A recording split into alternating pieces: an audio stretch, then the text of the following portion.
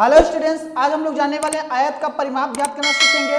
चलिए देखते हैं आयत का परिमाप कैसे फाइंड किया जाएगा। मैं आपको बहुत सरल तरीका से बताऊंगा, सरल भाषा में बताऊंगा कैसे आप फाइंड करेंगे आयत का परिमाप। चलो देख लेते हैं किसी आयत का परिमाप कैसे ज्ञात करना है। देखिए क्या है कि आयत क्या होता है, पहले आपको बता देता हूँ आयत कैसा होता है।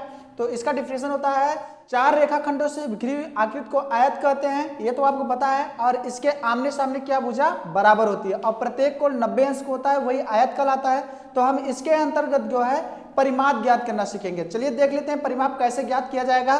तो यह परिमाप ज्ञात करने का यह सूत्र होता है पेरीमीटर ऑफ राइट एंगल्स, अर्थात आयत का परिमाप ज्ञात करने का सूत्र होता है दो ब्रैकेट में L प्लस बी, अर्थात जानते हैं आप आयत में लंबाई और चौड़ाई होता है, जिसको इंग्लिश में बोला जाता है लेंथ और ब्रेथ। अगर आपको लेंथ और ब्रेथ दिया रहता है तो आप जो है आयत का परिमाप ज्ञात कर सकते हैं। देखिए क्या दिया है, मान लीजिए एक फॉर एग्जांपल्स यहाँ देख लेते हैं। एक आयत बनाया गया है और इसके कुछ मीटर दिए गए हैं, मेजर दिया गया है। देखिए 4 सेंटीमीटर, 5 सेंटीमीटर, 4 सेंटीमीटर और 5 सेंटीमीटर। मैंने आप जैसा कि आपको बताया आयत के आमने सामने की भुजा क्या होती है, बराबर होती है। भुजा मतलब साइड, समझ में आया। देखिए ये साइड इसके बराबर है और ये साइड किसके बराबर है, इसके साइड के बराबर है, जो कि अब यहां मैं फाइंड कर देता हूं। जैसे कि ये आयत है तो आपको बता देता हूं कि आयत में लंबाई क्या होता है, चौड़ाई क्या होता है।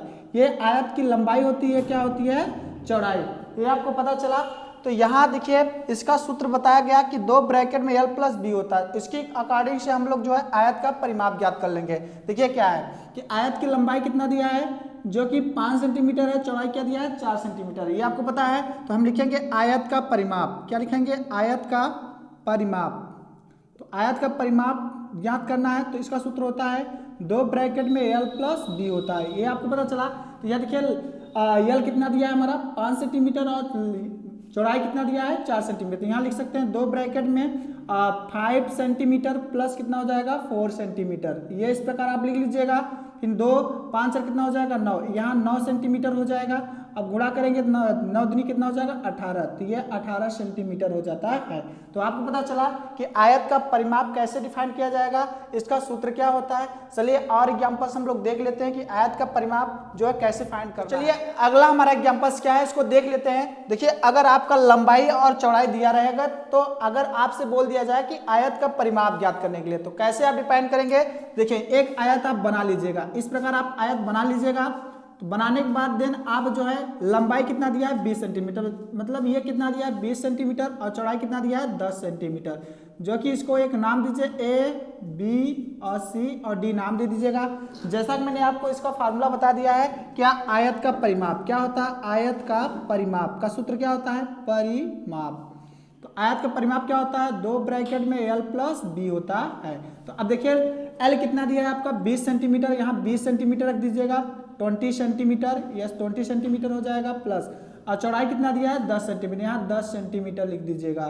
तो ये हो जाएगा 2 20 और 10 कितना हो जाएगा 30 सेंटीमीटर, इसको इस प्रकार लिख दिया।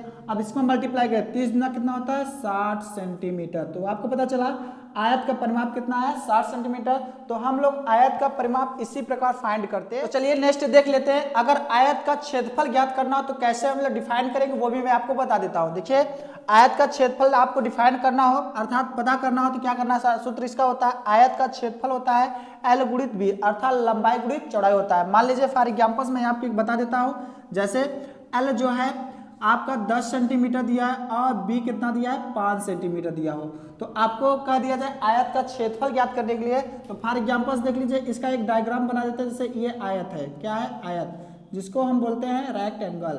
तो ये मान लीजिए A है, ये B है और ये C है और D है। जैसा कि यहाँ दर्शाया गया, तो यहाँ लंबाई कितना है आपका, लंबाई कितना दिया है आपका 10 सेंटीमीटर और चौड़ाई कितना दिया है आपका 5 सेंटीमीटर। तो पता चला। तो आयत का क्षेत्रफल ज्ञात करना है तो यहाँ हम लिखेंगे आयत का क्षेत्रफल, क्या लिखेंगे, आयत का क्षेत्रफल ज्ञात करना है। तो आप इस प्रकार लिख दीजिएगा, आयत का क्षेत्रफल क्या हो जाता है L गुणित B। तो अर्थात लंबाई कितना दिया आपका 10 सेंटीमीटर और चौड़ाई कितना दिया है 5 सेंटीमीटर। इसका गुणा करेंगे 10 पचे 50 सेंटीमीटर स्क्वायर। इसका जो यूनिट होता है वर्ग में आता है, इसलिए इसका यूनिट क्या लिखा गया। तो आयत का जो क्षेत्रफल निकल के आया कितना है 50 सेंटीमीटर स्क्वायर, तो वो पता चला। चलिए नेक्स्ट और देख लेते हैं। अगर मान लीजिए कोई दिया रहे L बराबर अगर 50 सेंटीमीटर दिया हो, फॉर एग्जाम्पल्स देख लेते हैं। सेकेंड अगर आपसे दिया एल 50 सेंटीमीटर दिया हो, अब भी कितना दिया हो 25 सेंटीमीटर, इस प्रकार अगर लिखा हो तो आप जो है कैसे डिफाइन करेंगे, तो ऐसी प्रकार आप जो है लिख लीजिएगा आयत का क्षेत्रफल। क्या लिखेंगे? आयत का क्षेत्रफल। तो आयत का क्षेत्रफल क्या होता है भैया?